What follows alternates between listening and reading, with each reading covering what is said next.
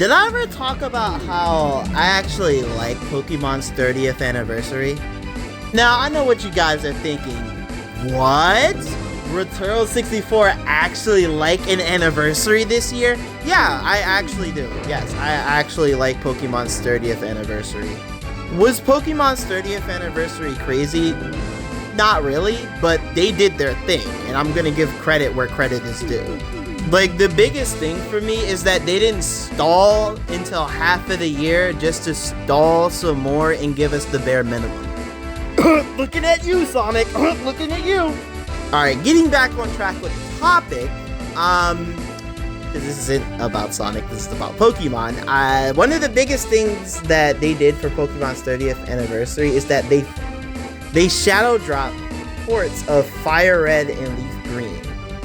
Ports, mind you. They didn't stuck it on NSO or anything. They just said, nah, let's just port Pokemon Fire Red and Leaf Green. Fire Red is in Leaf Green is now available to purchase for $20 when they could have made it more expensive if they wanted to. Now, when I was getting into Pokemon, I got into Pokemon during the DS era. So I never got to play Pokemon Fire Red and Leaf Green until this year when they shadow dropped the games. And it's not like you can get those games now in a reasonable price because scalpers, resellers. So it was huge that they port those games, those GBA games, to Switch and Switch 2. And not only that, there's the topic of that they could also port more of Gen 3 games to Switch and Switch 2. That is a topic that has been brought up multiple times. And when it comes to like huge Pokemon fans, Gen 3 and the Game Boy games, basically Gen 1 and 2, they're all like huge fan favorites. So it's good that those games are available on current like Nintendo consoles. You know, something Sonic won't do. Sorry. No, I'm not sorry. But yeah, porting Fire Red and Leaf Green to Switch and Switch 2 was not the only thing. They announced a new gen, a new Pokemon game coming next year. They announced Gen 10, Pokemon Winds and Wave, coming 2027, next year. And usually Game Freak would be rushing these games out and it would suck. So it's good that it's coming out next year and that we know it's coming next year, that we have something to talk about. We have something to look forward to. We have something that we know that is coming. You know, something that Sonic isn't doing. I'm not even gonna apologize. I'm not sorry.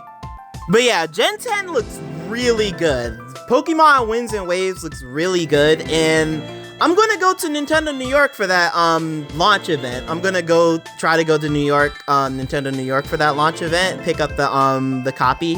And you know, ever since I went to the midnight launch event at Nintendo New York, I enjoyed my time there to the point where I kind of just want to show up at New York more often for launch events and stuff. But only games that I'm very interested in, because going to New York is expensive, alright? But it didn't stop there. They also released Pokemon Pokopia, which is somewhat a system seller, surprisingly, because some people actually went out and bought a Switch 2 for that game. To explain it in the shortest way possible, Pokemon Pokopia is basically Animal Crossing New Horizons, but Pokemon. And to be honest, I skipped on buying the game because I already have Animal Crossing New Horizons, and then I bought Tomodachi Life. I don't think I want a third game to where I'm managing a whole nother island again. Anyway, Pokemon Pokopia looks like a really fun game, and for all the people that went out and bought it, I hope y'all are having a great time with it. But yeah, they didn't stop there. They also released Pokemon Champions as well.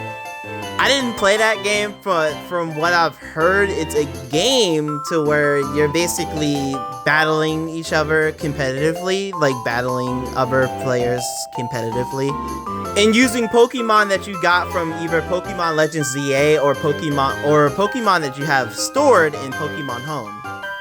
Cool stuff. Speaking of Pokemon Legends ZA, they also showed off the Mega Dimensions DLC, and that they introduced Mega Garchomp Z. Insane. And then they also put out Pokemon XD Gale of Darkness on the GameCube NSO. You know, an old GameCube game you can no longer get unless you sell an arm or a leg. Like, I'm not a huge fan of games going to NSO, but it's still like an option that's better than it being lost to time. But that was just video game releases and updates. They did a lot of things for Pokemon's 30th anniversary with the anime and the manga, media, cultural collaborations, and merchandise. Like, not only did Pokemon delivered on what fans wanted, they also did their things with a lot of things for Pokemon's 30th anniversary. You know, something that Mario and Sonic are lacking? I'm not sorry. The only anniversary I haven't seen yet would be Legend of Zelda, even though you could say, oh, but they dropped the Ocarina of Time remake teaser. Yeah, that's the start of Zelda's 40th anniversary, I think.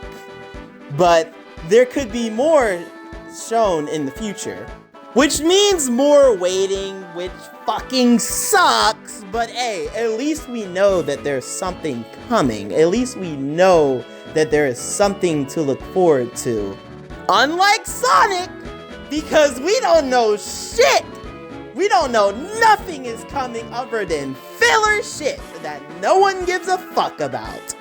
But yeah, the only thing I would say that could make Pokemon's 30th anniversary better if they actually provided Pokemon Black and White and Black and White 2 remix.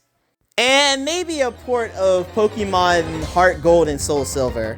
Then I would say Pokemon's 30th anniversary was peak. But it's fine, Pokemon's 30th anniversary was good and I liked it. Anyway, tell me y'all thoughts, tell me y'all opinions. Did y'all like Pokemon's 30th anniversary? Was it good? Was it peak? Was it mid? Let me know.